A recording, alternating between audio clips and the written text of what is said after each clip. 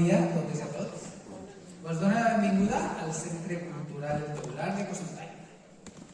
En nom de l'organització és un verdader honor per a mi presentar la conferència d'esta vesprada que porta el títol de la justícia repressiva del franquisme als pactes de la transició. I és un honor sobretot per la persona que ens acompanya per impartir-la, el senyor Joaquim Bosch. Crec que m'ha tocat l'únic ponent que no necessita presentació. Ell diu que és un impresentable, però segur que jo ja sabut tot d'ell. Joaquim Bosch és de la Ribera Baixa, Cullerà, jutge des de fa més de 20 anys, ha exercit a Barcelona, Dénia, Vinaròs, Massamagrell i actualment és el magistrat degà de Montcada, a l'Horta Nord. Va exercir de portaveu de l'Associació Professional Jutgesses i Jutges per a la Democràcia, a l'Estat espanyol i al País Valencià. I és autor de Jaque a la Democràcia, La Pàtria en la Cartera i El Secuestro de la Justícia. Este últim junt amb Ignacio Esclar. A més, ha escrit altres obres, com ara articles acadèmics especialitzats sobre migracions i sobre drets socials. És una de les poques veus autoritzades, gosaria dir, que s'atreveix a participar del debat mediàtic. Escoltar-lo a la televisió o a la ràdio i llegir-lo a la premsa és com trobar un oasi de trellat en l'actual desert de rebombori embogit. Ja fa anys que fa pedagogia democràtica, fins i tot des de l'amabilitat, enfront del creixent discurs de l'odi i de la falsedat. Pedagogia des de l'únic espai que es pot fer, des del coneixement i la paciència. A contracorrent dels temps que vivim, plens d'urgències i ignoràncies.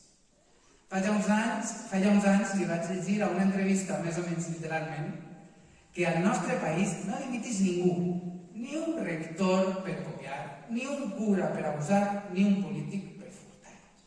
Una frase molt encertada perquè en poques paraules descriu la impunitat amb què actuen els poders de l'Estat. No des de fa poc, sinó com a conseqüència, en primer lloc, d'una herència que va morir al llit i, en segon lloc, fruit d'un traspàs, si em permeteu la metàfora, atemorit. S'ha repetit fins a l'avorriment que el problema de la transició va ser la falta de memòria. No vos ho cregueu. Els qui van pilotar aquest procés van tindre ben present el record d'una república amenaçada pels militars. Una democràcia assetjada per la jerarquia eclesiàstica i els seus interessos econòmics. Uns avanços socials retallats pel bloqueig patronal. Una desamortització agrària esquilada per l'amenaça dels terratinents. I també, no vos sorprendreu, uns jutges en peu de guerra contra les reformes republicanes. A la mort del dictador, però, ningú amb possibilitats de fer-ho va gosar moure la cadira als militars, ni a l'església, ni a la patronal, ni als cacics, ni a la policia, ni als jutges. Per això, la realitat que vivim i que ens descriu els seus llibres i les seves intervencions, Joaquim Bosch, és fruit dels nostres fracassos més que dels nostres èxits col·lectius. Joaquim, moltes gràcies per acceptar la invitació del Fòrum de la Memòria Històrica i Democràtica a Cocentaina.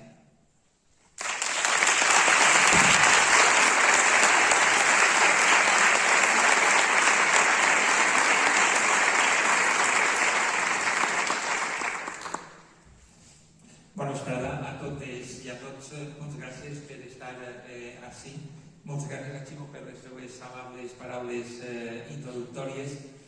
La veritat és que és tot un honor poder participar en unes jornades que ja van per la quarta edició des d'una perspectiva comarcal d'una de les comarques més cohesionades, més participatives i més significatives del País Valencià per moltíssimes raons. I en concret, moltíssimes gràcies per la seva amable invitació a participar al Fòrum per la Memòria Històrica i Democràtica. Vull agrair també molt especialment a Joan Cascar per ser la persona que m'ha implicat des de fa molt de temps, deixat les complicacions de la meva agenda, que fa no res estava a la sexta, un moment abans estava en la 4, un poc abans en la cadena 7, i vaig per tot l'estat presentant el meu últim llibre, però en qüestions de memòria democràtica, com ara intentaré explicar, me sembla absolutament imprescindible, sobretot des d'una perspectiva jurídica, poder posar reflexions sobre la taula i més encara des d'una perspectiva judicial, perquè la pata judicial o les insuficiències de la pata judicial expliquen molt bé Algunes de les raons per les quals en el nostre país, des d'una perspectiva de memòria democràtica, no ha existit veritat, ni justícia ni reparació a les víctimes de la dictadura, i per això em sembla important intentar aportar sempre que siga possible reflexions sobre aquests problemes. Per això quan Joan Gascante va comentar la possibilitat d'estar en aquestes jornades vaig fer tot el possible per a poder estar avui a Cocentaina i per tant molt de gust d'estar així. Per a intentar aportar una perspectiva sobre els problemes que ens porten del que va ser una dictadura especialment repressiva a una societat democràtica, enmig, com sabem, hi ha un espai, que és l'espai de la transició, sobre el qual s'han dit algunes veritats, sens dubte, però també s'han dit moltíssimes falsedats. Ara mateix n'hi ha tota una sèrie d'intents per a plantejar el que va ser el franquisme, però és que des dels anys 80 s'ha estat plantejant el que va ser també en bona part la transició. Com ara explicaré, jo pensé que va tindre virtuts indiscutibles el que va passar a la transició, però també sobre ella s'han de fer crítiques clares, contundents, perquè en bona part és un període mitificat sobre el qual no s'han notat moltes coses que són certes i que expliquen algunes insuficiències de la nostra societat democràtica actual. I és impossible no assenyalar aquests dèficits democràtics sense entendre el que va ser el franquisme per comparació amb el que ha de ser un estat democràtic. Em sembla absolutament necessari analitzar els trets del que va ser la dictadura des d'una perspectiva jurídica i política, i això ens ha de portar a analitzar per què la transició difícilment no va poder ser més que el que va ser, en bona part, és el meu punt de vista. La transició difícilment podia haver-se configurat de la manera que es va configurar i fins i tot podia haver estat pitjor, perfectament, com ara intentar explicar. Per entendre què va ser aquest pont, aquest període transicional entre el que va ser una dictadura repressiva i la nostra democràcia actual, ens sembla absolutament necessari començar explicant, en canvi si grans pinzellades, la brossa gorda, diríem, el que és un estat de dret i el que va ser el franquisme, per contrast. Un estat de dret, com sabem, implica que hi hagi una separació de poders i que hi hagi independència judicial. Jo, per exemple, jo com a jutge, jo puc condenar algú, però si m'equivoque, m'he d'equivocar a soles. És a dir, ningú pot dir-me des de fora quina sentència jo he de posar. Les lleis les fan unes persones, hi ha un govern que té unes competències executives i que aplica les lleis han de ser jutges i jutgesses independents. I això implica, òbviament, que hi hagi una separació de poders i un sistema de contrapesos. Si a mi el que mana me diu quina sentència tinc que dictar o el que mana diu quines lleis s'han d'actuar a part d'un parlament democràtic, és evident que no estem en una democràcia ni tampoc estem en un sistema de separació de poders. En un estat de dret té que hi haure un procés de discussió en els procediments contradictori i públic. I les proves s'han d'obtindre amb totes les garanties del procés, a través de mitjans respectuosos amb els drets fonamentals. És a dir, no es pot torturar a la gent per fer-la confessar en un procés judicial, per dir alguna cosa molt evident, perquè això és la democràcia, ni tampoc es pot entrar com una pisoladora a la casa de les persones per aconseguir proves, sinó que les proves s'han d'obtindre també amb mitjans respectuosos a l'ordenament jurídic. Les sentències han de ser explicades i motivades. Jo, com a jutge, no puc, esta matí he tingut judicis, jo per exemple, jo no puc després d'un judici condenar algú per la cara, perquè me cau malament o perquè sí. Jo tinc que explicar en quines proves me base per a dir que una persona està condemnada. Quins testimonis, quins testics, si n'hi ha àudios, si n'hi ha gravacions dels fets, si n'hi ha documents, si n'hi ha transferències bancàries en funció del tipus delictiu, jo he d'explicar, perquè si jo no explique, i dic perquè sí, deixen situació d'indefensió a la persona a la que condenen. No pot saber per què l'he condenat, no? És com allò del procés de Kafka, no? Però el protagonista un dia va anar per ell i diuen que està acusat. I l'acusat mai sap de què l'acusa. I finalment és condenat i executat. I mai sabrà per què l'ha condenat i per què l'ha executat, no? Una situació kafkiana, típica, no?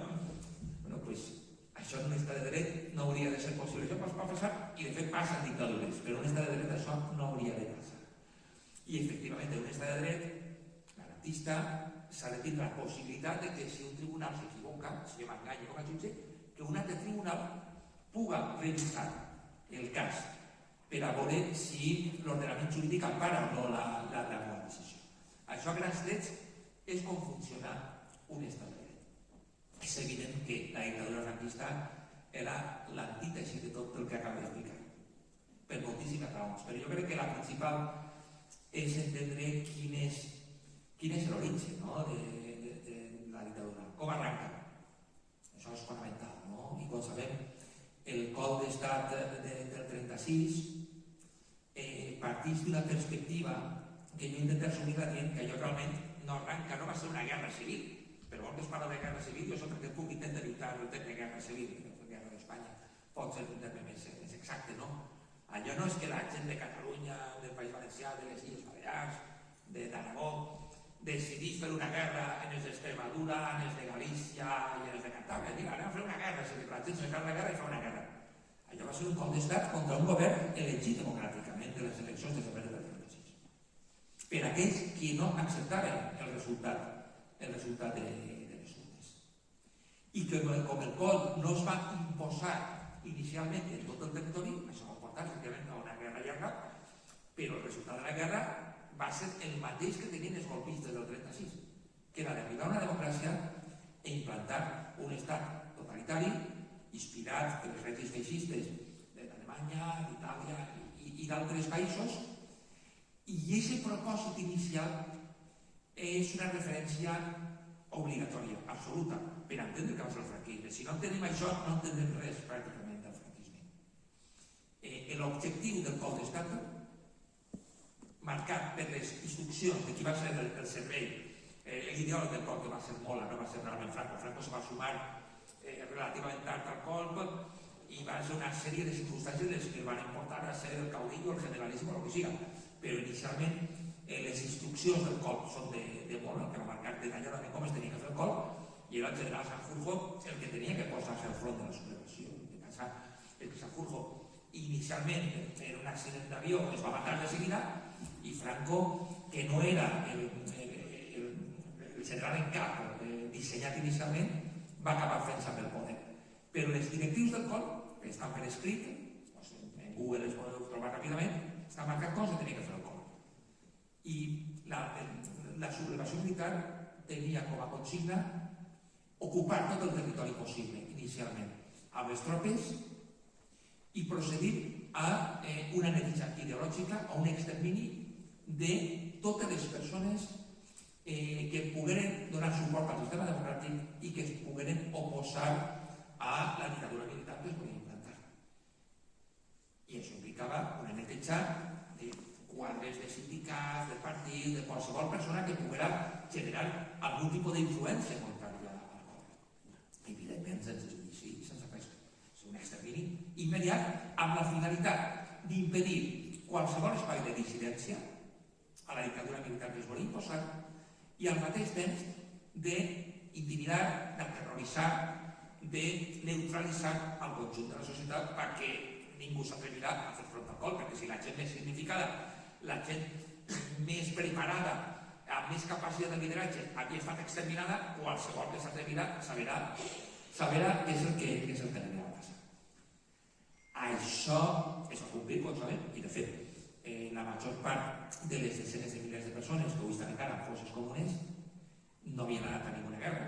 Que jo sàpiga, a Pamplona, a La Corunya, a Salamanca o a Burgos no va haver ninguna guerra, que jo sàpiga. que es van exterminar no van exterminar per haver estat en una trinxera, directament. Tots els demòcrates, tots els càrrecs, tots els sindicalistes, totes les persones amb sensibilitat cívica per a la defensa de la democràcia van ser liquidades ràpid. I aquest és el propòsit fonamental d'inici de la dictadura. I vull subratllar-ho, si no entenem això no entenem molt bé quina era la concepció de la política i del dret que tenia el règim franquista i per què la transició va ser com va ser. Què va passar quan va començar una llarga guerra? Arriba un moment que el règim, sobretot quan s'acaba la guerra, ja no pot continuar fent la neteja simplement anant a casa de les persones, donant-les el passeig i clavant-les en fosses comunes. Com sabem, al País Valencià, quan s'acaba la guerra, el sistema ja no va ser la tònica general, allò no es podia produir, perquè va arribar un moment que el règim, per raons institucionals, tenia que legitimar-se a nivell internacional, però també en el propi nivell intern. És a dir, no tenia sentit que anava a Pablo Cullera, a Comiquem, a Cosentai, al Coi, a qualsevol lloc, i l'alcalde, els membres del comitè, els sindicalistes, es portaren en la camioneta i es fusilaren. Aleshores, el sistema franquista articula un sistema judicial de repressió que, evidentment, no s'assembla en res a lo que és un estat de dret. L'articula a través del Codi de Justícia Militar. Jo tinc ací el llibre, diríem, del Codi de Justícia Militar més utilitzat a l'època, quan va començar, de 1238. El Codi de Justícia Militar, editat a Burgos per dos capitans, la dedicatoria a todos los compañeros del cuerpo jurídico militar que en esta cruzada han dado su vida por la causa de Dios y de la justicia de la España eterna. A partir de ahí ya se puede imaginar lo que era el sistema judicial de la dictadura y com valorava els fets del que havia ocorregut.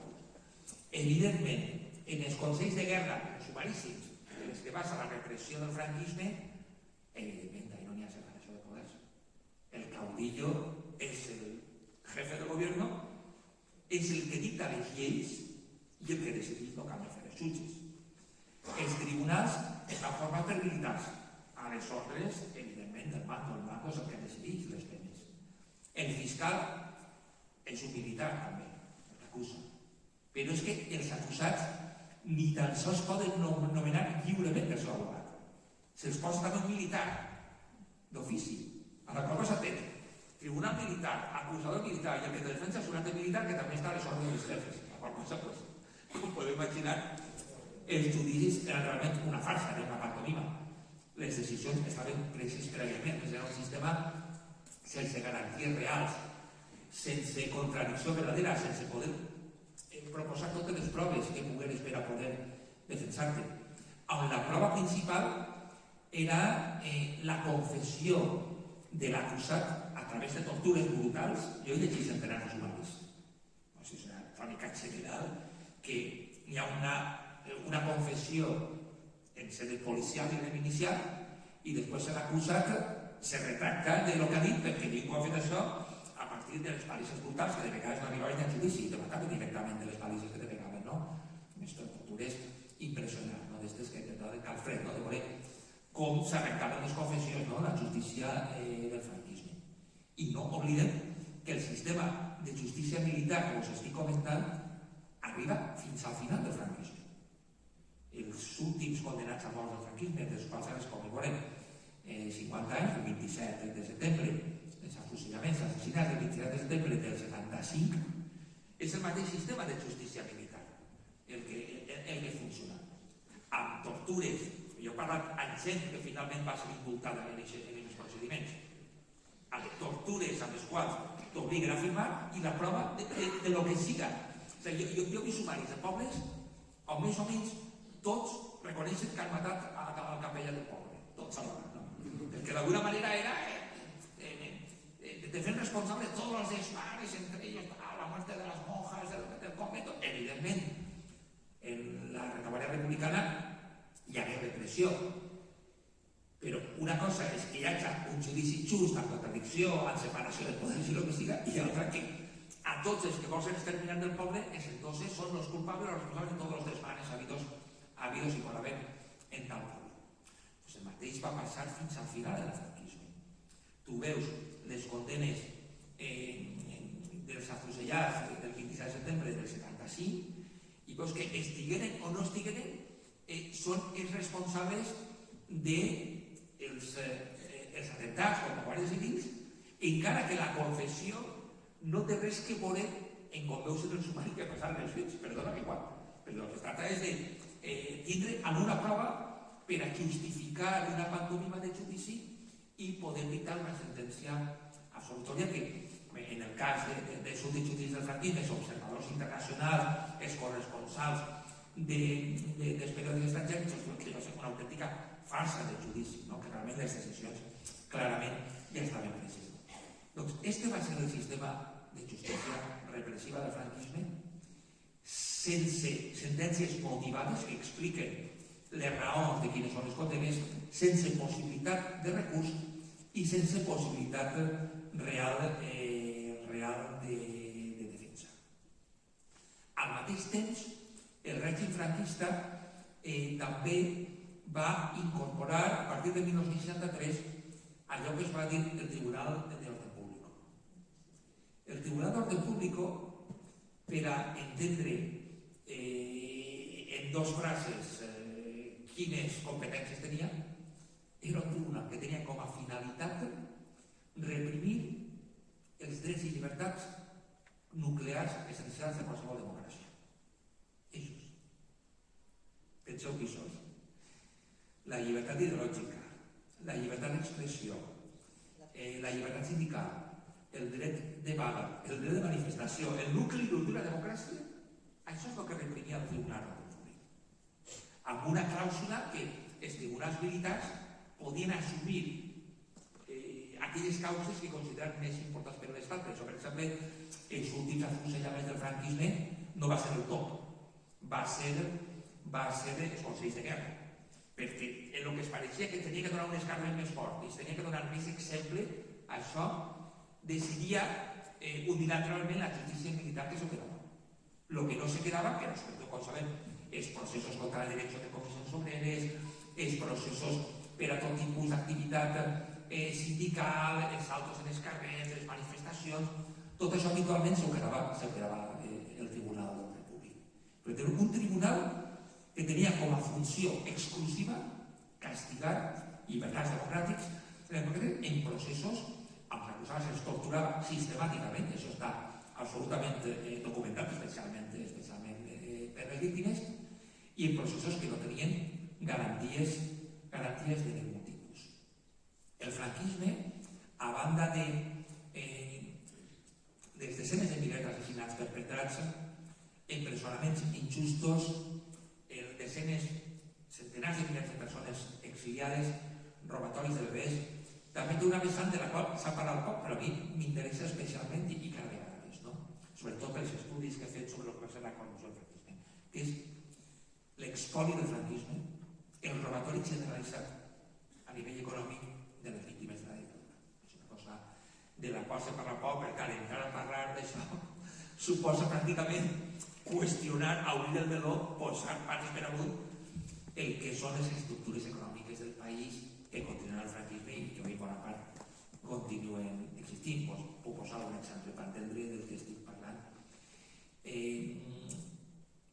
Primer dir que l'estructura d'això era l'estructura dels tribunals de responsabilitats polítiques, dels quals se parla perquè no s'entén massa bé què és això. Els tribunals de responsabilitats polítiques no castigaven en via penal, això ho feien els consells de guerra, o després el Tribunal d'Ordre Públic. Eren els tribunals de responsabilitats econòmiques. Dins del desficaci jurídic del que va ser el franquisme, ells partien de que els que van perpetrar la rebel·lió no eren ells. Els militars rebels no eren ells. Ells van fer un bando de guerra i digueren que aquest era l'únic que estava legítim. I tot el que es va posar això eren rebels. I eren responsables de la guerra i de tot. I ho tenien que pagar econòmicament. Este absurd jurídic era, això està explicat en el preàmbul de la llei, en els documents jurídics del franquisme, i que per tant els perdedors com eren culpables de tot els danys econòmics de la guerra, tenien que costejar tot això. I això vol dir que s'hauria una peça a banda de la responsabilitat penal en la qual s'hi posaven multes més o menys que arruïnaven pràcticament a tots els condemnats. I se quedaven en les seves terres, en les seves indústries, en les seves propietats. Un dels casos que crec que són més significatius. José Miñones era un diputat d'Esquerra Republicana d'Azaña, una persona moderada, estava a la facció més moderada del que era Esquerra Republicana, però era un empresari que era el propietari de la principal empresa elèctrica de Galícia, Electra Popular Coruñesa. En la Coruña, com us comentava, no hi havia cap guerra.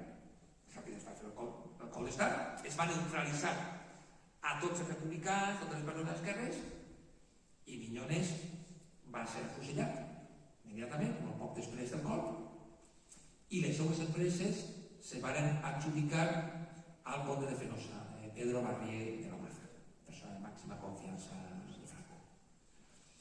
I va construir sobre aquestes propietats el que va ser després la Unió Fenosa, va ser una de les companyies elèctriques més importants del país, però a partir de l'origen de Galícia, de les empreses que van ser arrebatades a José Miñones.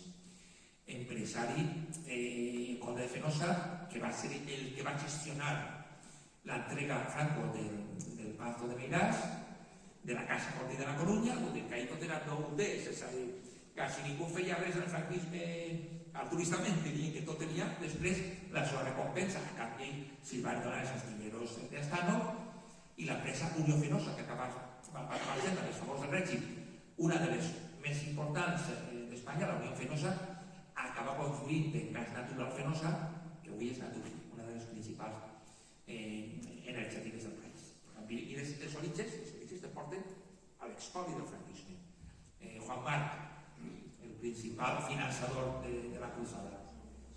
Juan Marc, a través dels favors del règim, va aconseguir que a l'empresa canadenca Barcelona Traction, que era la principal empresa elèctrica de Catalunya i una de les principals empreses de l'Estat, se la quedara finalment Juan Marc amb el nom de CEXA, empresa que va acabar confluint en el que avui es diu Endesa.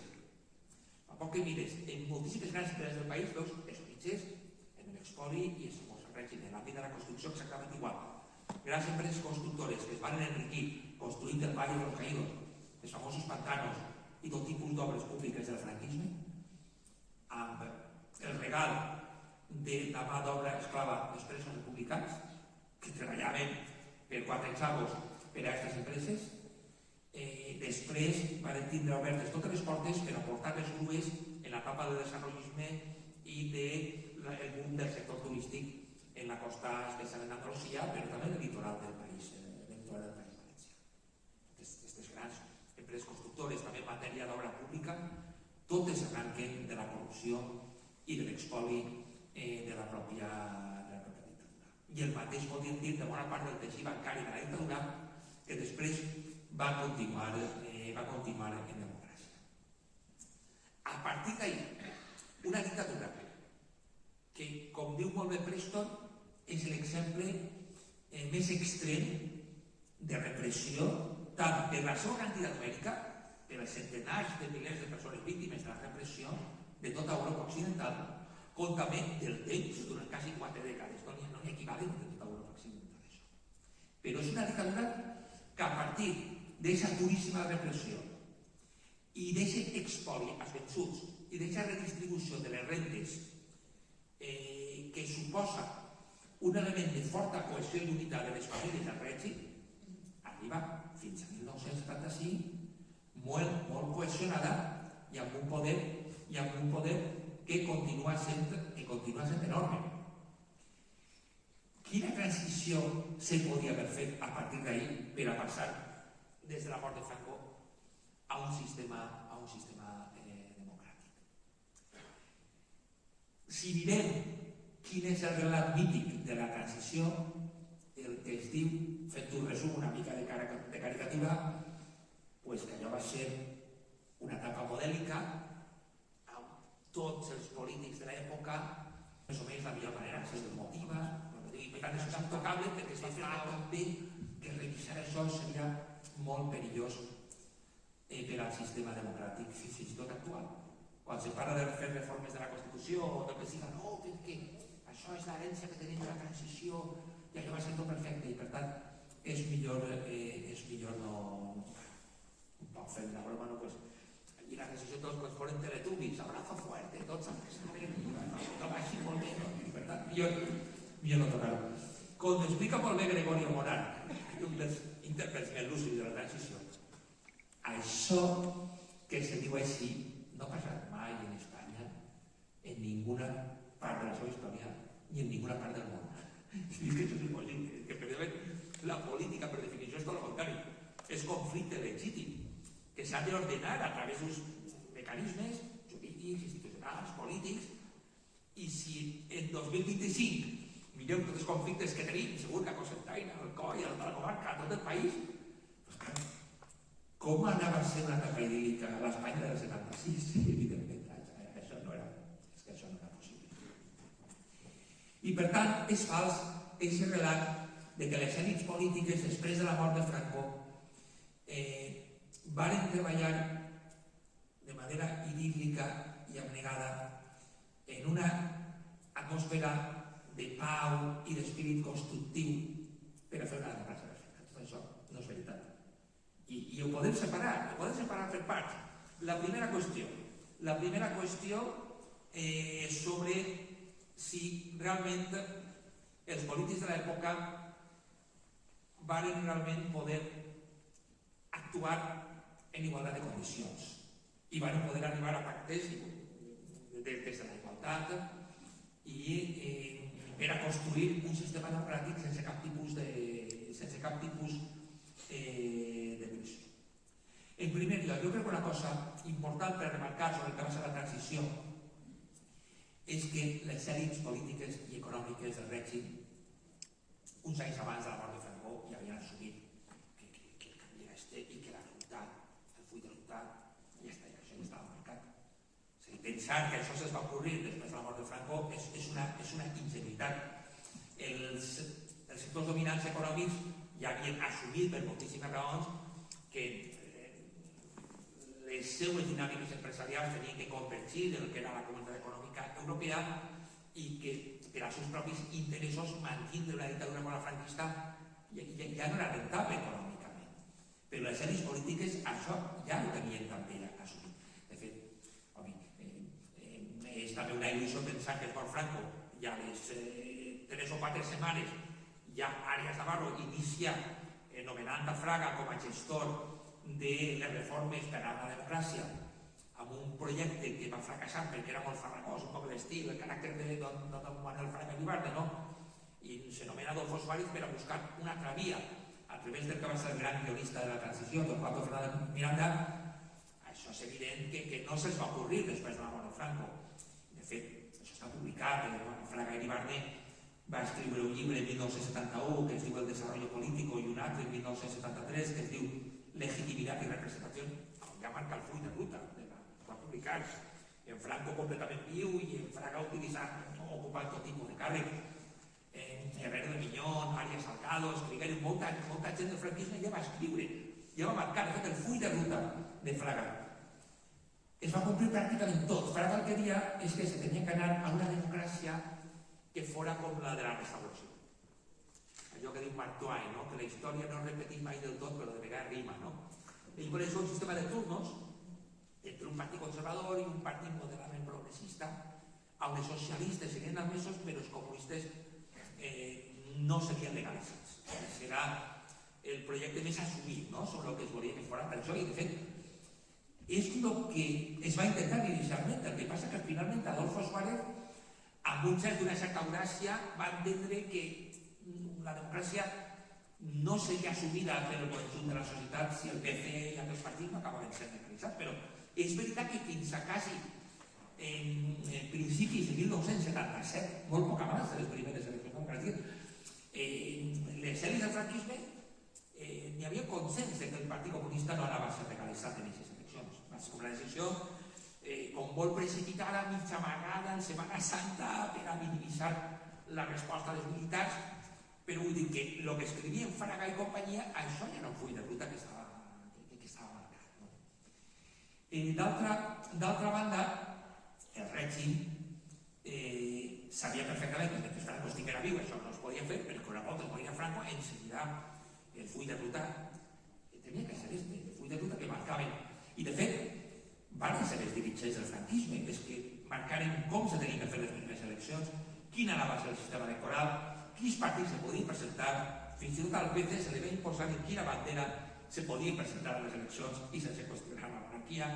En tot allò ho van decidir els que manaven, com no podia ser d'altra manera, perquè controlaven tots els aparells de l'Estat i perquè l'oposició democràtica no havia arribat en igualtat de condicions. Després de 40 anys de duríssima repressió, amb dirigents assassinats, exiliats, empresonats, i això es posava en una situació que no estaven en la mateixa situació d'igualtat per a poder pactar un sistema democràtic. Al mateix temps, les èlits econòmiques i polítiques del franquisme, per un costat, els interessava anar cap a un sistema que ja no fora com el de Franco, però tampoc podien assumir els riscos de que es passara com havia passat en el 74 en Grècia i sobretot en Portugal. Això era un perill que tampoc es podia minimitzar. L'oposició democràtica no tenia la capacitat de derrocar la dictadura en aquell moment, però si el règim seguia deteriorant-se, sí que això podia passar. I en les últimes del franquisme, com sabem, el moviment obrer va créixer d'una manera molt rellevant, el moviment estudiantil, el moviment veïnal, fins i tot la insurgència armada de tot tipus, i això generava també situacions d'un perill que, evidentment, les èlits del franquisme no podien ignorar ni desdenyar tampoc, i per això el full de ruta va anar en aquesta direcció. És allò que va dir molt bé Manuel Vázquez Montalbán, ¿no? Hi havia com una correlació de debilitats. El franquisme sabia que no podia perpetuar-se, però l'oposició democràtica tampoc tenia la força suficient, sobretot per la llarguíssima durada de la dictadura, el suport dels Estats Units i altres raons geoestratègiques. L'antifranquisme no tenia la capacitat de tombar la dictadura i fer com va passar en Portugal, anar a una exigència de responsabilitats i fer contabular-les. I per això, com comentava, les eleccions de 1977 i les primeres etapes de la nova democràcia, el guió el van marcar dirigents que venien de la dictadura. D'altra banda, també és una falsedat que el període de la transició fora un període pacífic, sense cap tipus de pressió, i on se podia parlar obertament sense por de les coses, més bé al contrari. Durant la transició van ser assassinades més de 250 persones per forces policials o per bandes d'extrema dreta enfadades pels aparells de l'Estat. 250 són 50 a l'any, una a la setmana. En qualsevol moment sabies que si eixies a manifestar-te per altra democràcia, per tombar les restes del franquisme, doncs sabies que podies caure. Hi ha alguns casos molt coneguts, el cas de Sabogas d'Atotxa, el cas de successors de Vitoria, però bueno, al País Valencià també van tindre les moltes seqüeles duríssimes vinculades també al que es va donar a la batalla de València. Per exemple, l'assassinat de Miquel Grau, uns dies abans del 9 d'octubre del 77,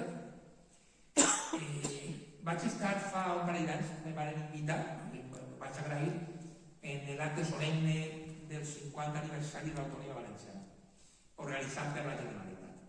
I me va agradar la intervenció de Joan Lerma, perquè frontant els discursos de dirigents que van viure la transició dient que allò va ser modèlico i perfecte, doncs Joan Lerma en aquella que va explicar tot el contrari. I el camí cap a l'autonomia valenciana va ser un camí de sang, suor i llàgrimes, que va costar moltíssim.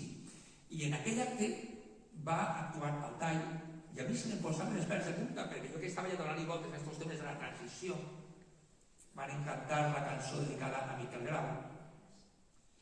I un dels versos, que en aquell moment me vaig fixar, no m'havia donat, no del vers, no?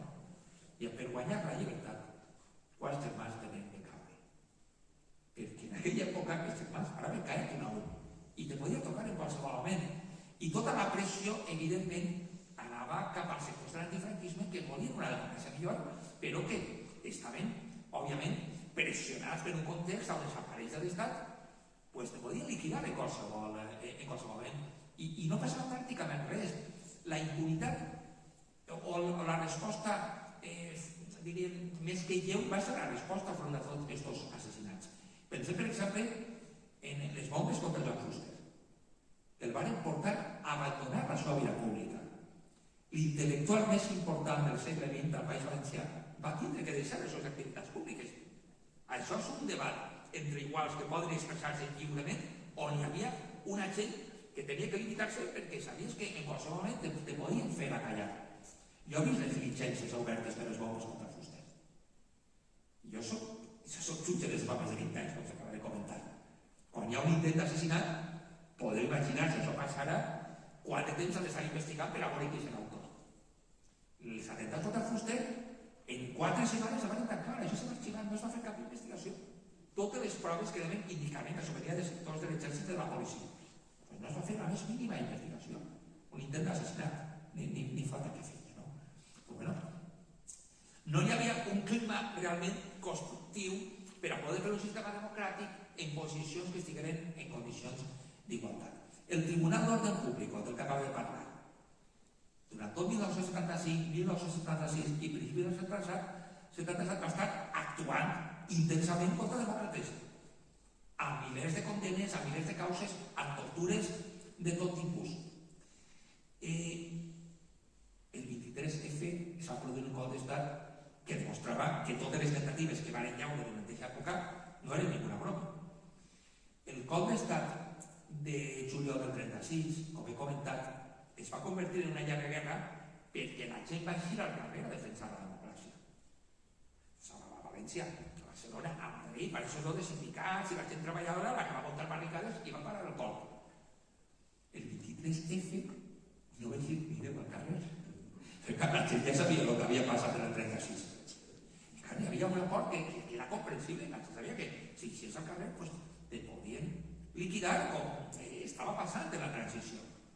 En la transició tothom sabia que hi havia una gent que podia fer el que volguera amb patente de corso i altres que si reivindicaven una democràcia millor o simplement s'oposaven a un cop d'estat, pues que podies no comptar.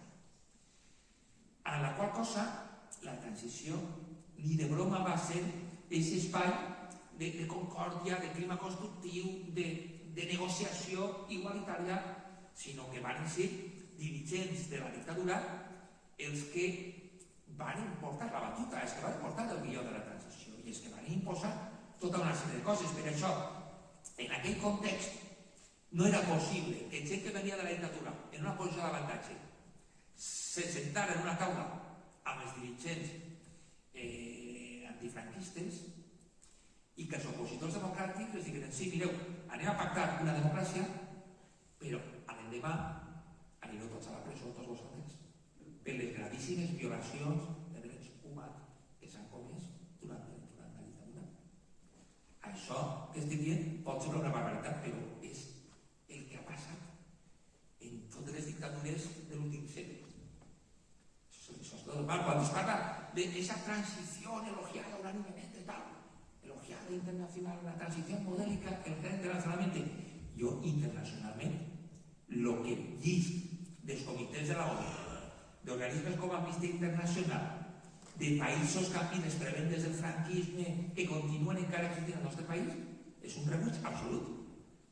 La transició en Espanya no s'assembla en res al que ha passat a l'Alemanya nazi, que jo sàpiga els nazis no van pilotar allà una transició per a continuar, ni a la Itàlia feixista, ni al Xile després de Pinochet, ni al Portugal posterior a Saladino, ni a l'Argentina posterior a Videla. En tots els països on ha hagut dictadures s'ha jutjat i s'ha exigit responsabilitats, com no podia ser d'una altra manera, a responsables de gravíssims crims contra la humanitat. Però així, aquesta transició que se diu modèlica, en aquell context, la correlació de forces feia molt difícil que es pogueren fer les coses d'una altra manera. era molt complicat i, per tant, no sols no se'ls va exigir cap responsabilitat, sinó que ningú es va ni plantejar elements de reparació democràtica tan elementals com l'apertura de les fosses comunes i la reparació de les víctimes i els pocs alcaldes que a finals dels 70 i els principis dels 80 es van atrevir a obrir fosses, en molts casos es van importar al jutjat, acusats de no se sap molt bé què, però que al final no es van atrevir, i això va fer que el moviment memorialístic va tindre que sorgir ja amb molts anys de democràcia en marxa, perquè en aquell context era molt difícil reclamar exigències de rendició de comptes als càrrecs de la dictadura, a diferència del que va passar en altres països. Al contrari, es va aprovar una llei d'amnistia que en realitat és una llei de punt final, a pesar del que diuen els convenis internacionals en la matèria, a pesar del que diuen els tribunals internacionals sobre que els crims contra la humanitat són imperdonables, són inamnistables. Un Parlament no pot perdonar determinats delictes, igual que els de genocidi tampoc se poden perdonar. Igual que Israel, el Parlament no pot perdonar a Netanyahu els actes de genocidi que està cometent a Palestina. Per això Netanyahu espera que en algun moment el Tribunal Penal Internacional puga concloure les seues actuacions, perquè hi ha crims que no són perdonables. Per a explicar-los en dos articles, el que acorda la llei d'amnistia aprovada en 1977, perdona, entre altres coses, los delitos de rebelión y sedición, así como los delitos cometidos con ocasión o motivo de ellos, tot el que ve vinculat al codi d'estat del 36 i les atrocitats posteriors, perdonats. Y también, perdona, los delitos cometidos por agentes del orden público contra el ejercicio de los derechos de las personas. Això és el que perdona la llei d'amnistia. Totes les tortures, totes les atrocitats, les violacions. Això que vos acaba de dir no és dret històric, això és dret vigent. Això ara mateix, fa poc, en Paterna, en procediments, quan s'intenten les exhumacions de fosses, en Madrid, en procediments de fa 4 dies, els homes estan querelles contra torturadors del franquisme, se diu que la llei d'amnistia diu que tot això no pot ser matèria penal. I aquesta llei no està derogada. I que jo sàpiga, no n'hi ha expectatives, ara mateix no n'hi ha una voluntat política suficient per a aquesta llei siga derogada.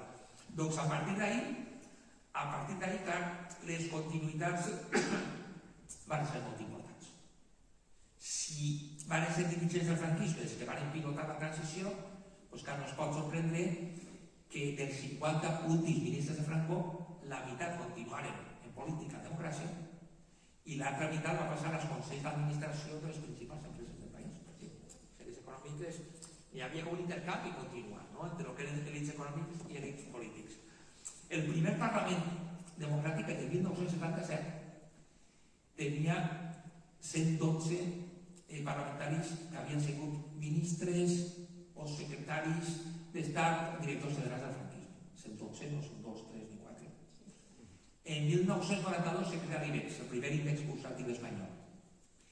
De les 20 empreses més importants d'Espanya, n'hi havia 34 antics ministres i alts càrrecs del franquisme.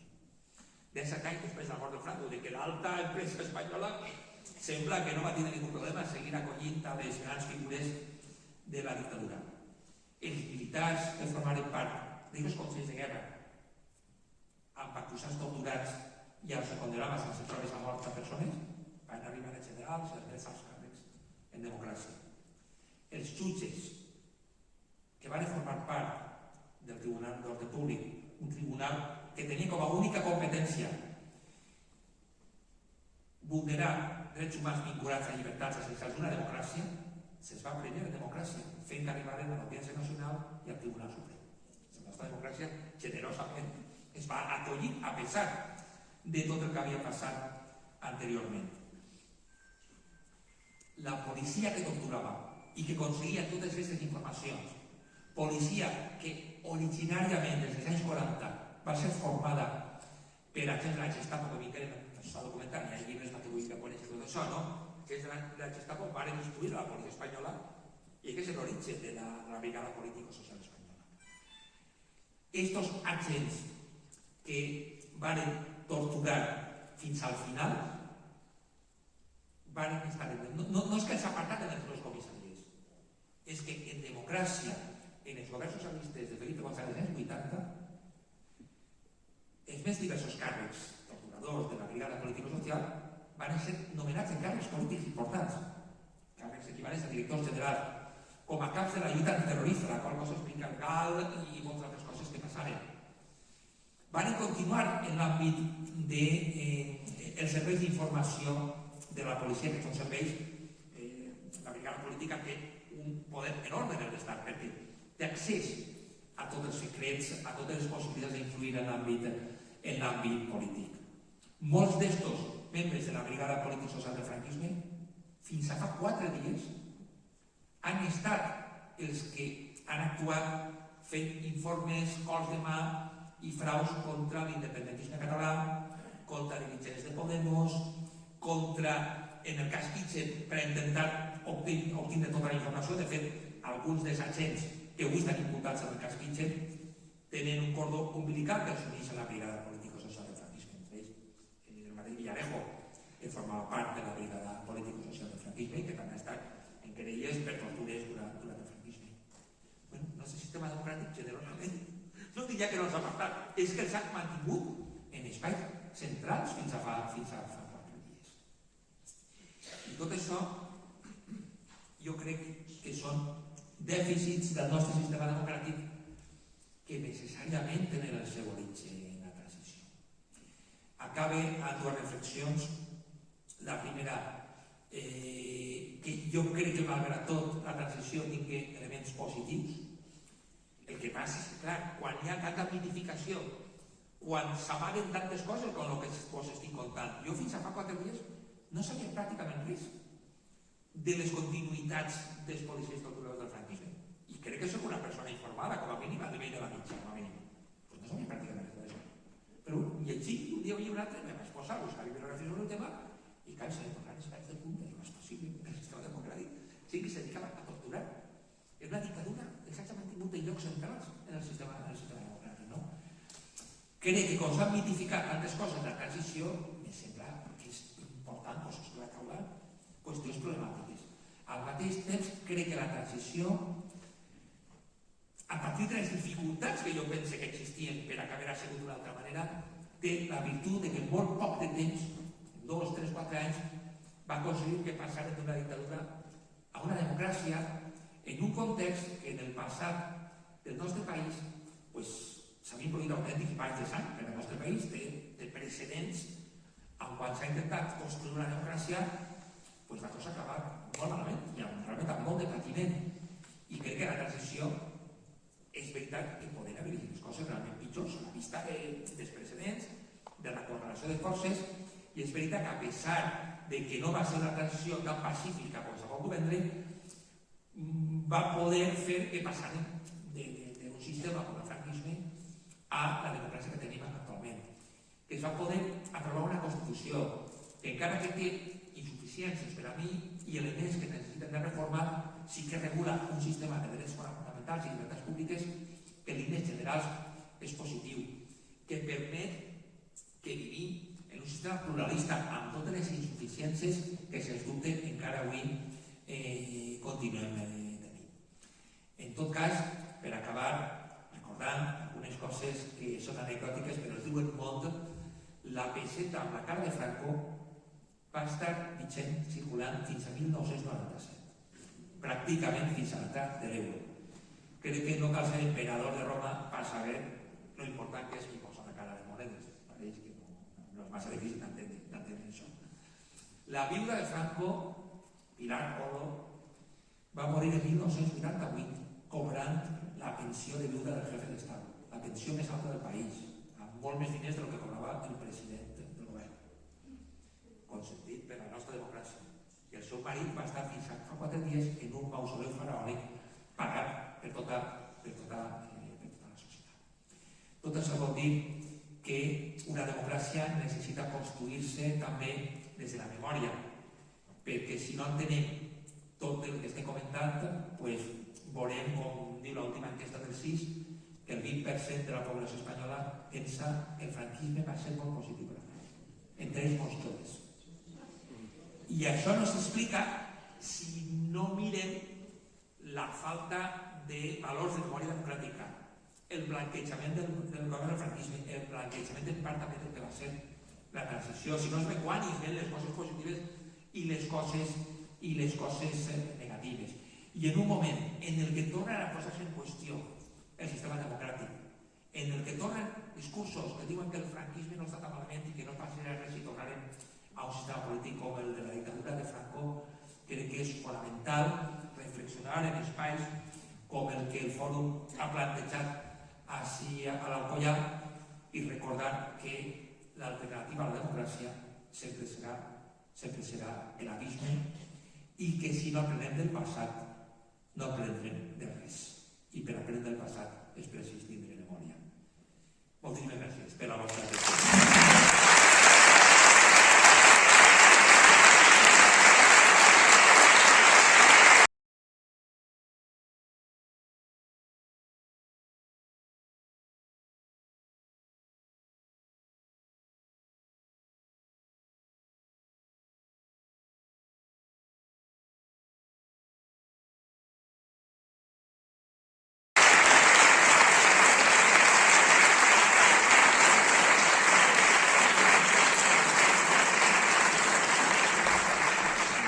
Gràcies per tot el que ens has explicat. Segur que hi ha molta gent que voldrà comentar o fer alguna pregunta. Obrim ara un torn obert de paraules. Obrim un torn de paraules.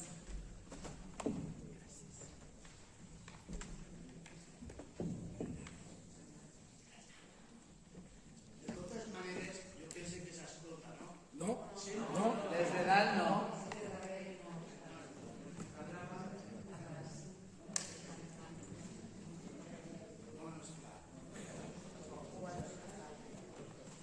Està en marxa.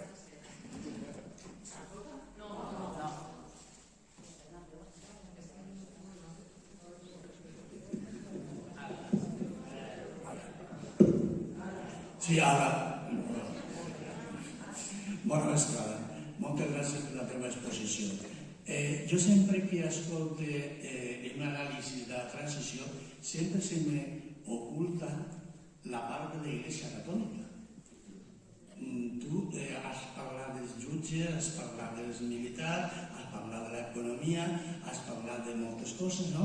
Però sempre estem en el mateix. L'Església Catòlica és com si fos una entesa que no ha existit, que no ha portat el seu orar i les seues coses al manteniment primerament del franquisme i després de tota aquesta democràcia. No escolta mai aquesta anàlisi de l'Església Catòlica. Tira en falta. De totes maneres, torno a dir-ho, no? L'exposició teva molt bona i m'ha alegrat molt escoltar-la.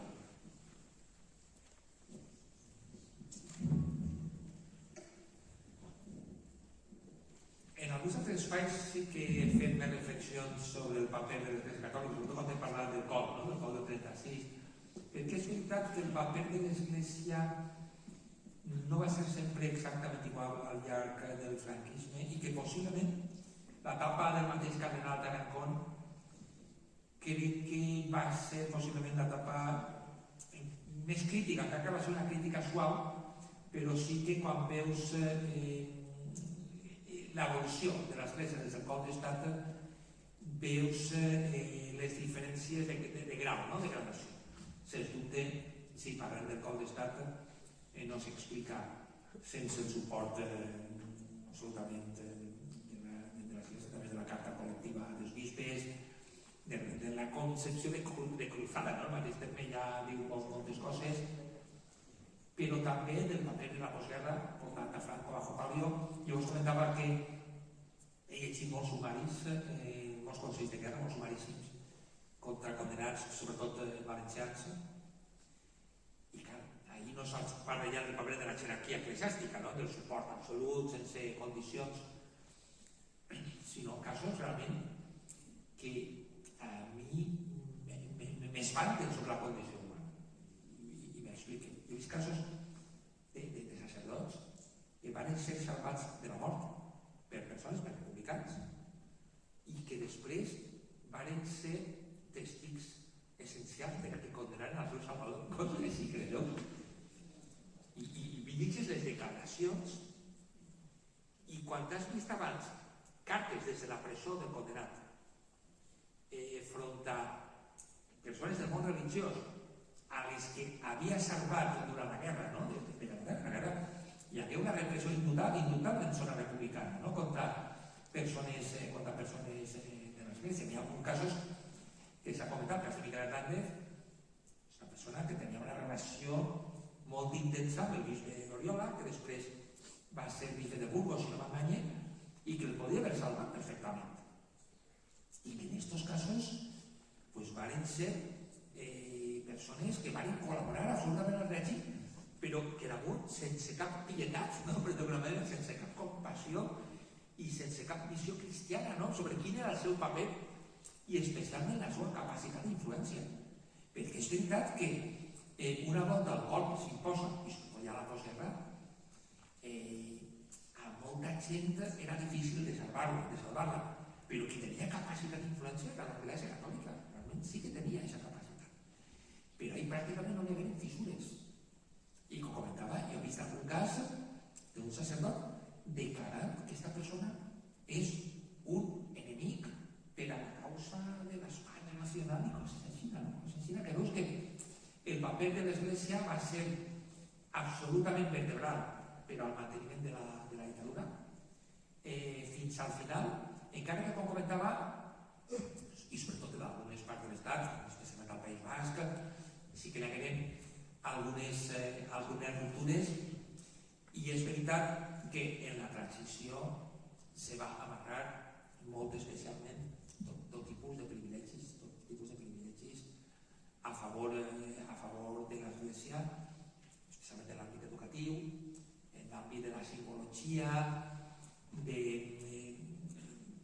el suport a la presència de l'Església en espais públics, i per això la funció de l'Església d'agraïment i d'alineament encara avui en determinats postulats ideològics crec que també és difícil d'explicar si no entenem quina funció va tindre l'Església en el franquisme de donar un corpus ideològic i de suport social en pràcticament tots els pobles de l'estat espanyol, no? Perquè el paper, en els pobles sobretot, el paper del cura del poble era el paper d'ideòleg del règim, amb més poder encara que l'alcalde en molts casos. En conseqüència, doncs, efectivament, coincidís que en la teva reflexió que apunta entre línies que el paper de l'Església va ser essencial tant durant la dictadura com després en intentar, quan venia un canvi de règim, no? Un sistema democràtic, que se mantingueren alguns dels privilegis que fan que encara que sota el paper vivim un estat aconfessional, jo crec que en molts casos és un estat de confessionalitat limitada, però en molts casos de confessionalitat. Més qüestions? Sí, jo voldria en primer lloc felicitar-te i agrair-te la conferència que ens acabes de donar, que ha sigut des del meu punt de vista molt aclaridora. Però voldria fer-te una pregunta, o una doble pregunta, perquè jo entenc que el segle XX va tindre una sèrie d'aconteciments militars que el converteixen en el segle quizás més violent de la història de la humanitat. Però sobretot la Segona Guerra Mundial, que va tindre el final que va tindre, va suposar l'aplastament militar de la majoria, dic la majoria i no dic totes, de la majoria de les dictadures que existien en aquell moment en Europa, principalment la italiana i l'alemana.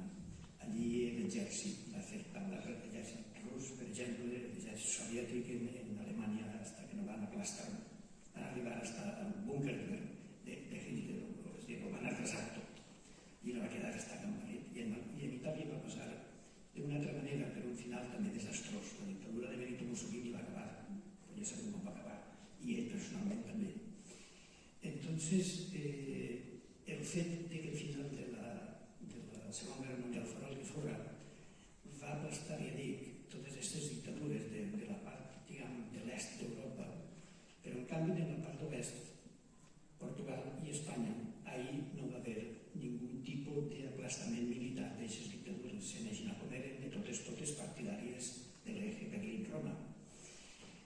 això fa a mi pensar que els aliats occidentals vencedors d'aquesta Segona Guerra van tindre una certa... van preferir mantindre les tres dictadures. Després la dictadura de Portugal, dels conflictes colonials, va tindre un cop d'estat militar que la va abolir, que la va derribar, i en Espanya, de compte d'aquest tipus de militar que no va haver, sí que va haver una preferència per part del país de la llibertat dels Estats Units d'apuntalar i assegurar el manteniment de la dictadura de Franco. És a dir, que la política internacional, el resultat internacional dels conflictes europeus pot ser, i van vindre molt bé a la dictadura franquista, va mantenir des d'aixòs 40 anys, tindre aquest rècord de duració. I per altra part, el paper dels mitjans de comunicació en aquest país, que majoritàriament són de propietat privada, són empreses privades. I això fa que siguin molt poc sospitoses de tindre estratègies progressistes, perquè inclús Paul Preston, en alguns dels seus comentaris, diu que el ressorgiment del neofascisme en Espanya quizás tinga molt que veure en el fet de que en aquest país ja portem 3 generacions de llevat de cervell mediàtic. I aquestes són les preguntes que volia fer. Què opines d'estos dos fets? Què us pots dir?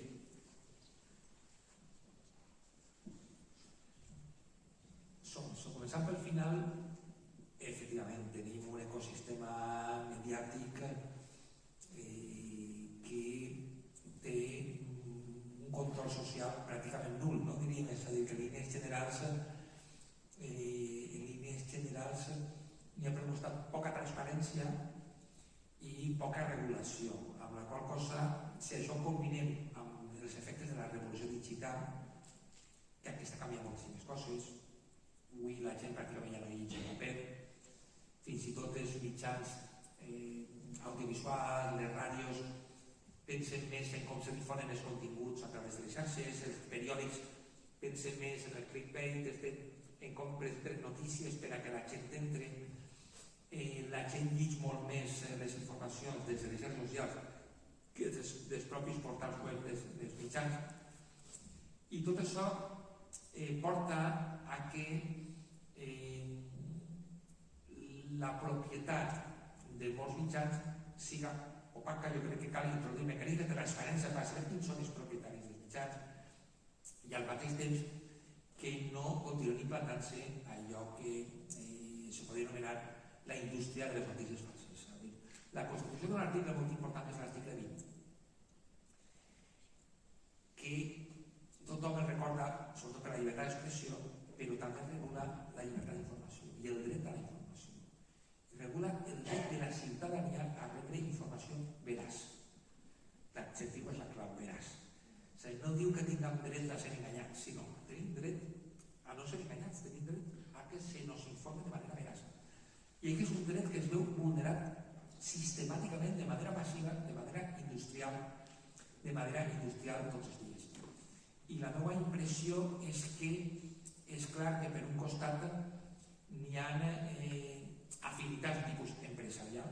És evident que a poc que veges informacions favorables a grans empreses, favorables a entitats bancàries, favorables a tot tipus d'interessos en l'àmbit econòmic, a poc que rasques veus que darrere hi ha finançament de grans bancs, de grans grups empresarials, i la meva impressió és que això, com a mínim, tindria que existir transparència.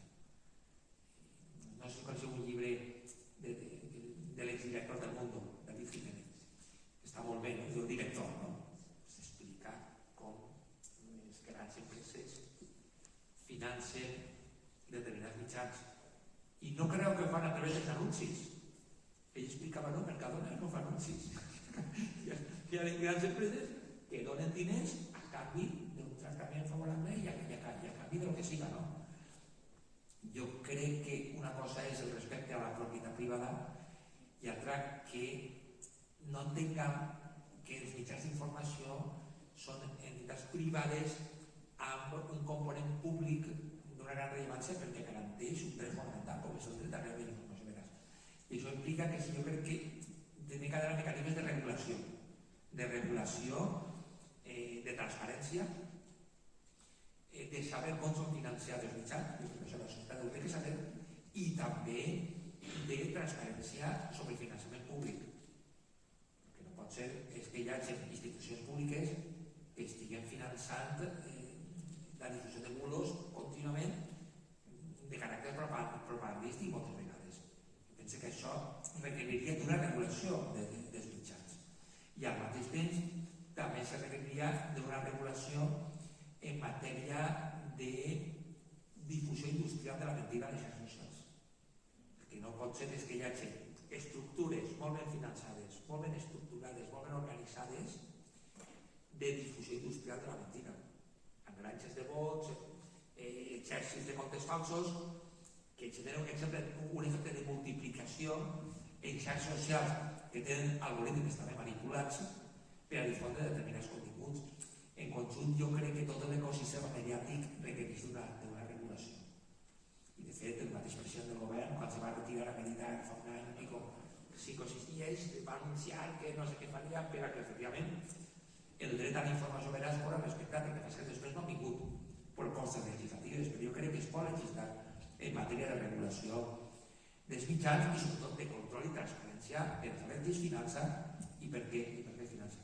Respecte a la primera qüestió que plantejava, estic completament d'acord en que la situació geoestratègica, jo no parlava del noviari matern, diria que del 45 tothom estava convençut de que ara va vindre l'armada americana a alliberar, estaven tots esperant. De fet, va ser quan es va produir aquella invasió dels maquis del nord, no? per la Vall d'Aran, i està per allà seguint la ruta dels maquis de com entrar en aquell moment, perquè el que s'esperava és fer algun tipus de colp que això generara accions internes de la resistència interna i que justificara que les democràcies occidentals entraven no. Però com sabem, allò no va passar, va passar una altra cosa.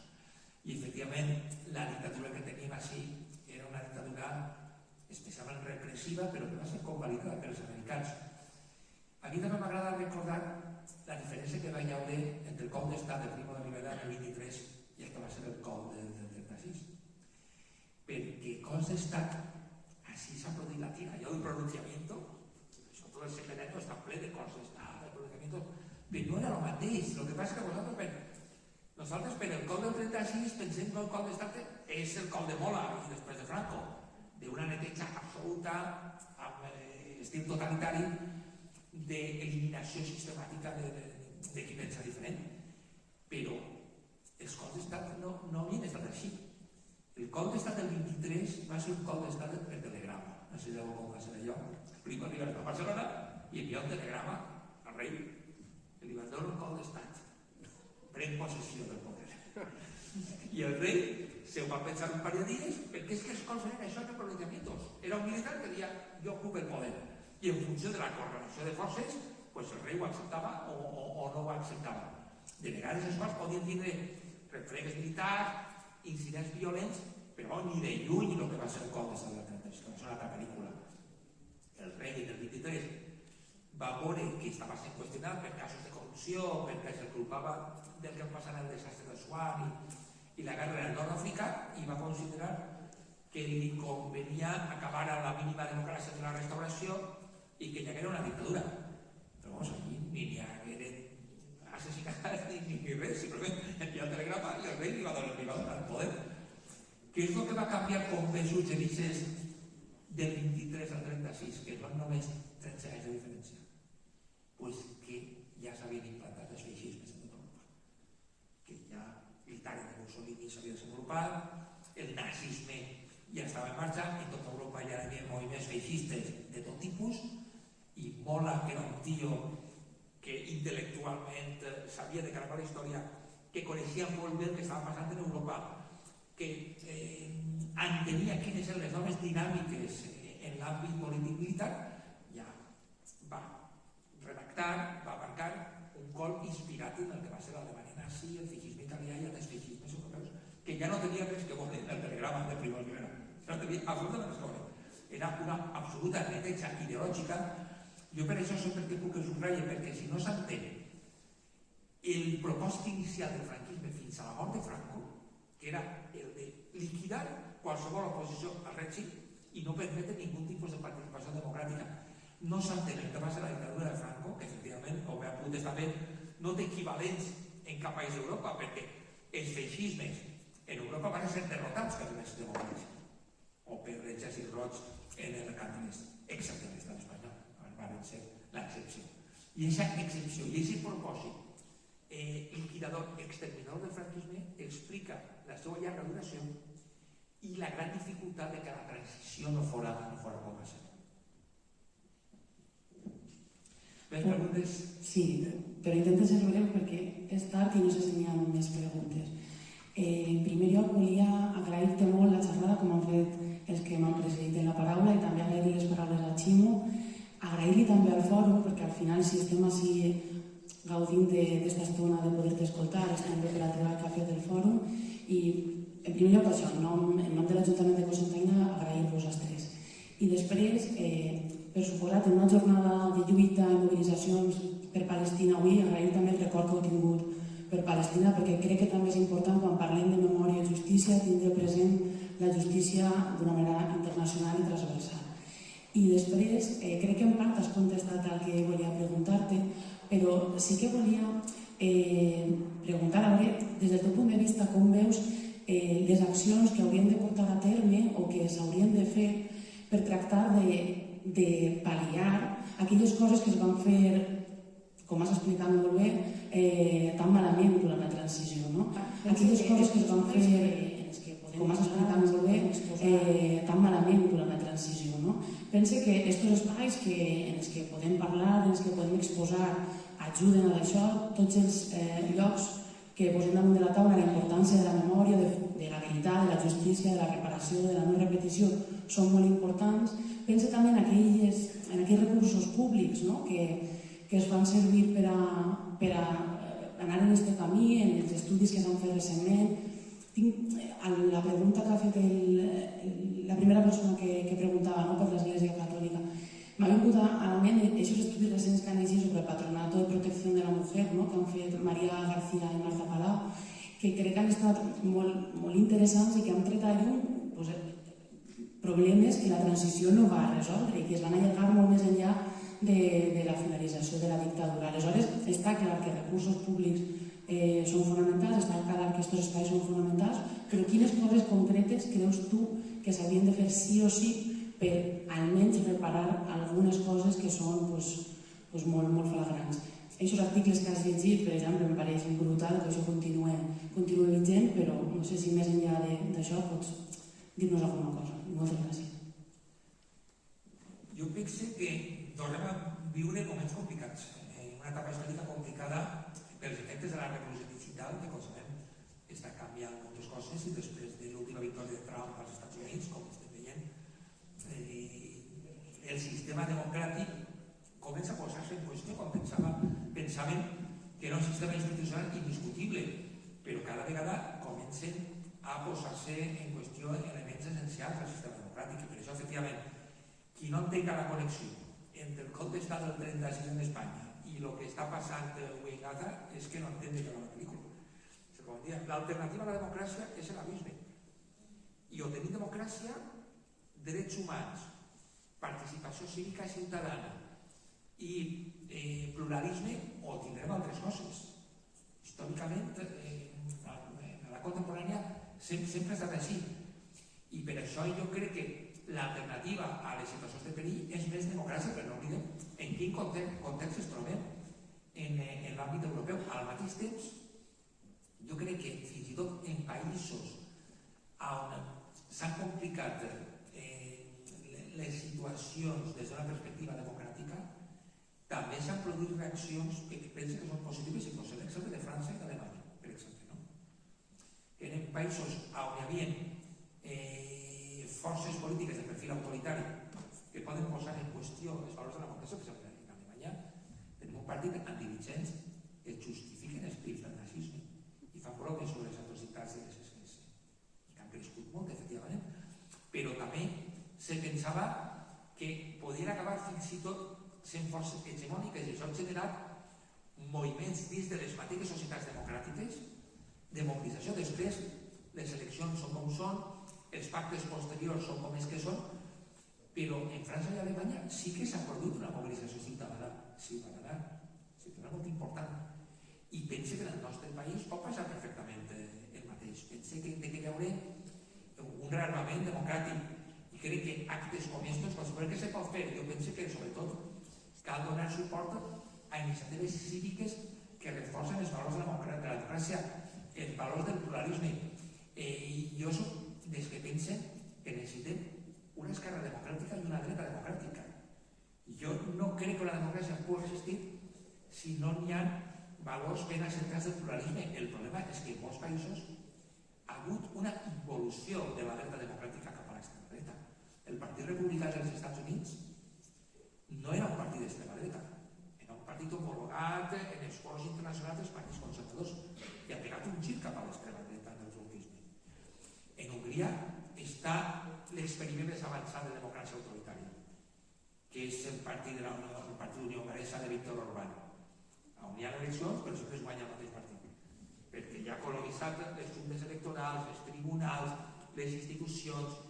És un partit que està atacant greument els drets de les persones per la seva orientació sexual, els drets de les dones, els drets de les persones per el seu origen.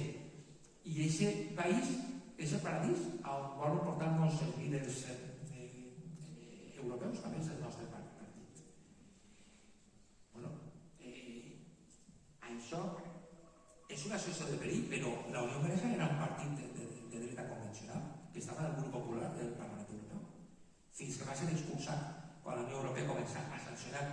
Vull dir que aquest gir es pot produir a l'estat espanyol. La dreta espanyola pot pegar el gir cap a l'extrema dreta.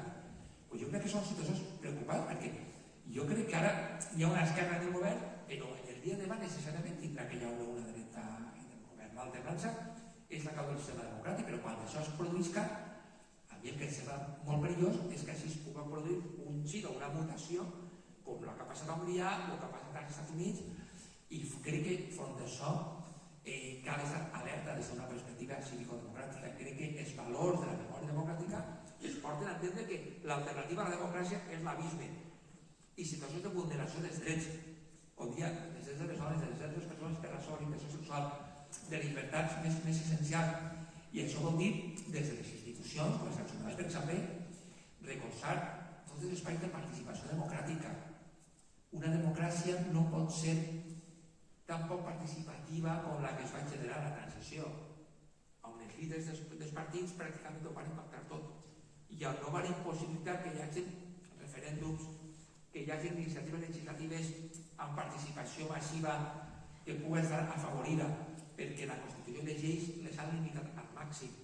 En la mesura en què tinguem canals de participació democràtica, en la que puguem tirar endavant reflexions com la d'aquestes jornades, puguem sobretot entendre que sí que el sistema democràtic pot estar en perill. Jo crec que en aquesta línia, que ja com dia s'ha donat en països com França, com Alemanya, com altres països, pense que podem plantar cara a possibles fenòmens d'involució democràtica que es poden dur per l'estat espanyol, absolutament.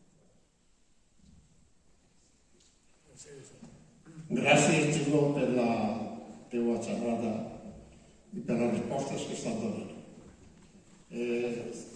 Jo voldria comentar-te alguna cosa que procuraré no ser tan llarg per a que puguin participar més. Tinc una cosa del cap rodant fa molts anys i recordo que quan es va posar la democràcia en marxa, després de la Constitució, havia un partit d'Euskadi que es deia Batasuna. Jo volia preguntar-te, aprofitant que tenim així un magistrat que no tots els dies el tenim, i dels nostres, volia preguntar-te per què es va il·legalitzar Batasuna i per què s'ha legalitzat un altre partit que no vol nombrar-lo. Podries tu, dins del marc constitucional, donar-me una resposta? Gràcies. La meva opinió és que els motius per als quals es va il·legalitzar ha arribat a Suna poden ser discutibles jurídicament, però la concepció general per a mi no és tan discutible. M'explico. Jo crec que pot haver un consens en una societat democràtica que un partit que utilitzi mitjans violents per aconseguir els seus objectius no pot ser legal. Altra cosa és que arribat a Suna entrara, diríem, en aquesta regulació, que és el que pot ser més discutible, no? Si arribat a Suna com a partit utilitzava la violència o si el que feia era una altra cosa, no? Era donar espais de cobertura ideològica al que feia ETA. El debat és molt complex, evidentment, en aquest espai és impossible resumir-ho o sintetitzar-ho. Però vull dir que en abstracte jo crec que sí que és positiu que hi hagi una legislació que si un partit utilitza mecanismes violents per a defensar les seves idees, jo crec que aquest partit té que ser il·legalitzat. Però un partit, encara que propugna idees que no ens agraden, que considerem que són contraris als drets, a les llibertats, a la igualtat, mentre no utilitza la violència, jo pense que no ha de ser il·legalitzat. I fins i tot pense que és més perillós del que sembla plantejar, per dir-ho clar, discursos de legalització de partits d'extrema dreta simplement perquè són d'extrema dreta. A mi això me sembla perillós perquè això és entrar en el marc antidemocràtic de la pròpia extrema dreta quan planteja aquestes coses. Perquè avui l'extrema dreta ja està plantejat que hi ha que il·legalitzar partits perquè són nacionalistes, perquè són independentistes, perquè són d'esquerres, i crec que entrar en aquest marc és perillosíssim, perquè si entrem en aquest marc de veure qui diu més fort que hi ha que legalitzar el contrari, tu estàs facilitant que quan aquestes forces polítiques arriben al poder, pues amb tota naturalitat, i no, si estem ja en el debat, pues jo ja il·legalitzo els que no pensen com jo. Jo crec que aquest marc és molt perillós i pense que damunt és un símptoma de poca força argumentativa, de poca força ideològica. És a dir, com estos trauen vots, jo no puc persuadir la gent perquè no es vote, doncs jo els il·legalitzen i lleguen de la vot. És molt perillós. De lo que es tracta és de que si hi ha gent que es veu seduïda per discursos masclistes, homòfobs, negacionistes del canvi climàtic, tu que has de fer no és il·legalitzar-los, és argumentar millor i demostrar a la gent que tot això o és mentida o és negatiu per als drets de les persones. Evidentment, si un partit defensa aquests postulats utilitzant la força i utilitzant la violència, jo sí que penso que aquest partit té que ser il·legalitzat, i per això la llei que tenim a mi me sembla que és suficient. És una llei que diu que qui utilitza la violència per aconseguir els seus objectius té que ser il·legalitzat. Jo crec que el fenomen que tenim ara, per a mi, no és un fenomen feixista, almenys fins ara. La dreta radical europea, l'extrema dreta, la nova extrema dreta, el que aporta són postulats de dreta autoritària, que el que fa és rebaixar, diríem, els valors de la democràcia, però no són, almenys fins ara, postulats feixistes. El feixisme, com sabem, el que volia era derribar la democràcia per mitjans violents i exterminar animals. Això el que va fer Franco, el que va fer Hitler, el que va fer Mussolini. Jo crec que la nova extrema dreta és una altra cosa. A mi, de moment Trump no s'ha posat a executar ni a clamar la presó a dissidents, ni Orbán en Hongria, ni és el que postula l'extrema dreta europea, ni Giorgia Meloni en Itàlia. Això no vol dir que, efectivament, de la nova extrema dreta al feixisme la distància se pot anar acurtant i, per tant, cal estar sent vigilant. En Grècia hi havia un partit feixista violent, que era l'Anacet Dorador, que en el moment més dur de la crisi va arribar al 12% dels vots i que utilitzava mecanismes violents. Va assassinar a dirigents d'altres partits polítics i per això va ser il·legalitzat. I els seus dirigents estan avui a la presó. Però per això, perquè és un partit feixista violent. Jo crec que els partits violents, efectivament, jo crec que el límit, des d'una perspectiva de democràcia pluralista, és l'ús de la violència. Un partit, llegia la màxima que diu això, no? Que en una democràcia és possible que existisquen partits feixistes, però en un sistema feixista no poden haver democràtics. I aquesta és un poc la diferència. Mentre no s'utilitzen mecanismes violents, jo crec que no s'ha de legalitzar a cap partit, i fins i tot, com dic, demana reflexió a l'hora de fer els arguments perquè és una espiral perillosa que acaba d'alguna manera posant en qüestió els pilars de la democràcia. A mi m'agrada sobre això l'argumentari de John Stuart Mill, el gran ideòleg de la llibertat política i, per cert, gran ideòleg també dels drets de les dones, dels drets de les persones per la seva orientació sexual, del millor liberalisme, el liberalisme pluralista, no el liberalisme econòmic, sinó el polític, que dia que encara que una idea siga equivocada, no hi ha que prohibir-la i no hi ha que eliminar-la, perquè és el debat públic lliure el que posa en el lloc que es mereixen les idees bones i en el lloc que es mereixen les idees bones.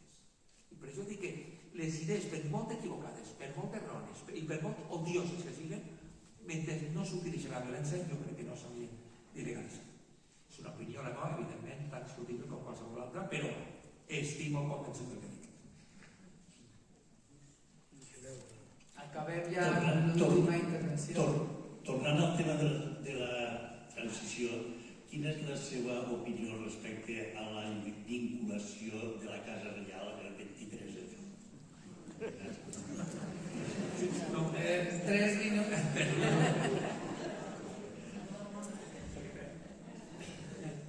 Jo ara va malament de temps i per això he parlat d'Adolfo Suárez. Adolfo Suárez també és una figura que me fascina, per moltes coses, no? I he escrit sobre ell. He escrit des d'una perspectiva en la qual, desgraciadament, és que poca gent ha escrit, perquè Adolfo Suárez és una figura que s'ha blanquejat i de la qual s'han dit moltes mentides i poques veritats. I crec que el Suárez es mereix que es digui veritat sobre ell. Adolfo Suárez s'ha blanquejat quan s'ha tapat els seus orígens abans de ser president del govern de la democràcia. Suárez va ocupar tot el currículum de la democràcia, de la del règim feixista de Franco. Ell va ser assessor dels polítics, va ser governador civil, va ser director de la televisió, va ser ministre secret del moviment i no va ser aperturista en absolut. Suárez va ser durant el franquisme membre sempre dels discursos més durs del franquisme. I en canvi, quan vinga la democràcia, va ser dels pocs polítics que crec que van tenir una trajectòria admirable durant el període de la transició, que va creure de veritat en el que era la democràcia, que va intentar fer un partit de centre-dreta equivalent a lo que hi havia en altres països europeus, sense entendre que en una transició com l'espanyola no hi havia cap poder per un partit de centre-dreta europeu. I això va ser bona part de la seva perdició, és a dir, que ell va creure en la democràcia, va estar convençut del paper que tenia com a representant de la gent que l'havia votat i va intentar fer una cosa que així era pràcticament impossible. I què va aconseguir amb això?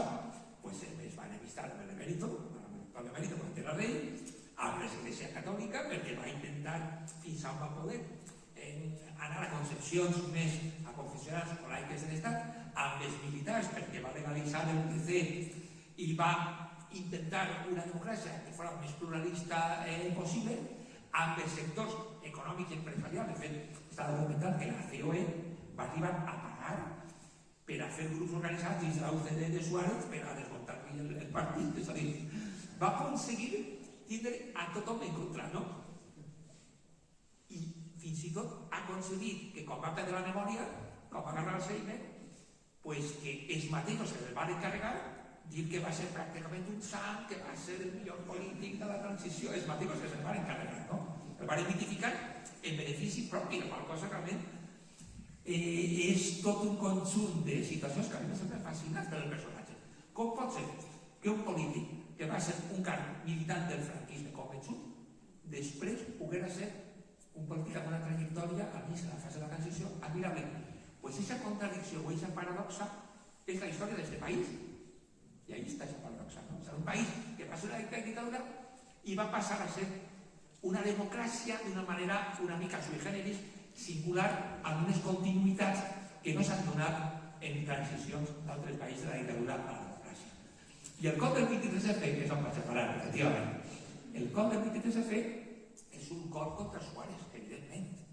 En qualsevol que hagi llegit un poc sobre el que va ser la transició del 23F, quan Suárez s'enemista a tothom perquè intenta, des d'una perspectiva independent, fer un projecte de democràcia per al país, cosa que no s'esperava del que l'havia nomenat, que era el rei i Torquato Fernández Miranda, però molta gent se n'ha vist als Estats Units perquè no vol entrar en l'OTAN i busca una postura de país no alineat. Ell se va reunir en Arafat per donar suport a les reivindicacions del poble palestí, ara que parlem de Palestina, no? Quan intenten carregar-se-lo, doncs el tio va dir, no, jo no me'n vaig, jo me quede. I és quan hi ha tota una sèrie d'operacions per a carregar-se-lo, i l'operació, com sabeu, l'operació Armada, que era l'home de màxima confiança del rei, és a dir, l'ideòleg del cop d'estat, condenat, segons diu la sentència que jo vaig dir que el sumari havia de fer, era el secretari personal del rei durant un munt d'anys, Alfonso Armada. Quan se negocia, primer, una espècie de maniobra bruta institucional, que és fer-li un cop d'estat amb tots els partits possibles, amb els diputats possibles del seu propi partit i amb el general Armada de president. Quan això se ho veu vindre Suárez i veu que ja no té prou força per a parar-ho, doncs dimiteix. I és quan havien amenaçat fins i tot en un cop d'estat que no seria tan clar com el que pretenia Armada. I és quan tenéis el discurs de com ja diu, jo que no quiero que la democràcia vuelva a ser un parèntesis en la història d'Espanya. Però com l'operació ja estava tan avançada, com algú va dir, quan el doctor Frankenstein era su monstruo, després ja no hay que lo pague, ¿no? Pues eso, quan el monstre ja s'havia posat en marxa, Armada ja tenia suport suficient per a perpetrar el cop d'estat, fins i tot per via militar. Tejero pren el Congrés dels Diputats i el cop, en principi, anava a fer-se com havia estat planejat amb el suport inicial del mateix rei. De fet, Armada va al Congrés dels Diputats en una llista pactada en la qual estaven el secretari general de la COE, tots els enemics de Suárez estaven, diversos exministres de Franco, estava Felipe González de vicepresident. Hi havia una reunió d'Armada en Enrique Mújica i en els càrrecs del PSOE on se va parlar de com se gestionaria aquest futur govern. I finalment el cop no es va consumar per el factor humà, perquè la típica xaputa espanyola feta a última hora, no se van lligar més compromisos. Tejero no sabia exactament qui anava a prendre el timó del país i quan anava a entrar Armada en el Congrés dels Diputats en la llista li va preguntar a Tejero qui eren els noms, quan es va dir Armada, això és, jo no he vingut així a prendre el cop d'estat per a que estiguen tots estos en el govern. Així ho està mirant del Bosch en un directori militar, o així no entra ni Déu, i no va deixar passar Armada. I clar, quan no va poder entrar Armada és quan, un munt d'hores després, el rei va fer el discurs dient que, evidentment, aquest cop no era el que estava planejat, perquè el país ja no estava per al cop que volia Tejero. Tejero volia un cop a l'estil del juliol del 36, i aquest cop no era possible. Entonces, com a mínim, jo crec que la responsabilitat de l'actual rei emèrito va ser per negligència, per haver donat ales a que hi haguera una apel·lació con la d'Armada. I el dubte que els historiadors posen sobre la taula és si en la mateixa gènesi del cop militar, tal com ha estat plantejat, el rei va donar llum verda per a que Armada anara al Congrés a prendre possessió del càrrec. A partir d'ahí podem fer totes les especulacions que vulguem, però del que no hi ha cap dubte és que si n'hi havia dos generals monàrquics absolutament propers a Juan Carlos, el primer era Armada i el segon era Milans de Bosch. A partir d'ahí cadascú pot arribar a les conclusions que vulgui.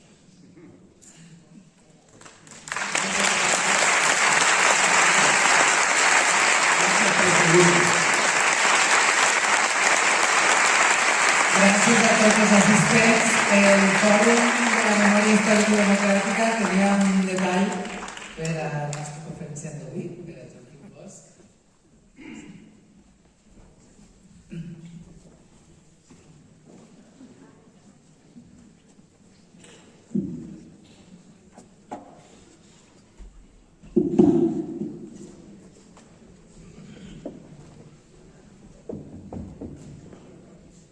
Bona nit a totes i a tots. Moltes gràcies, Joaquim, per la teva intervenció i la teva conferència. Ha sigut un plaer i segurament m'ha moltes coses i alguna dubte s'ha quedat per ahir en concret. Moltes gràcies, Ximo, per haver-nos ajudat i haver-nos acompanyat. També moltes gràcies a l'Ajuntament, en aquest cas de Cocentaina, perquè per al local, sense ells no haguem pogut fer, que estan ja quasi un poc arribant al final, les 4 jornades, és l'Ajuntament de 6 pobles que participen, de l'Alcoià i el Comtat, i en principi, en aquestes 4 jornades regalem un llibre del nostre company i vicepresident del Fòrum, Francesc Llorer, República, Guerra i Repressió franquista en Cocentaina. Es va editar per l'Ajuntament en el 2008 i ara, gràcies a ells, que m'ho han cedit, si tens aquesta joia de Cocentaina.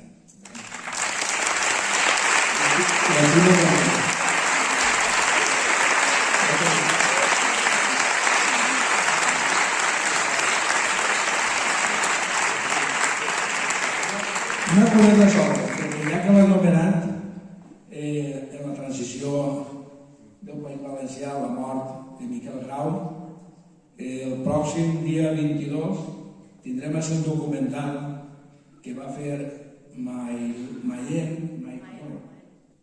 la directora, una xica molt jovençola, que en el 2018 el va fer, sí, aproximadament. I és molt interessant. I aquestes parauletes que Joaquim m'ha dit, el veurem en aquest moment. Moltes gràcies per participar.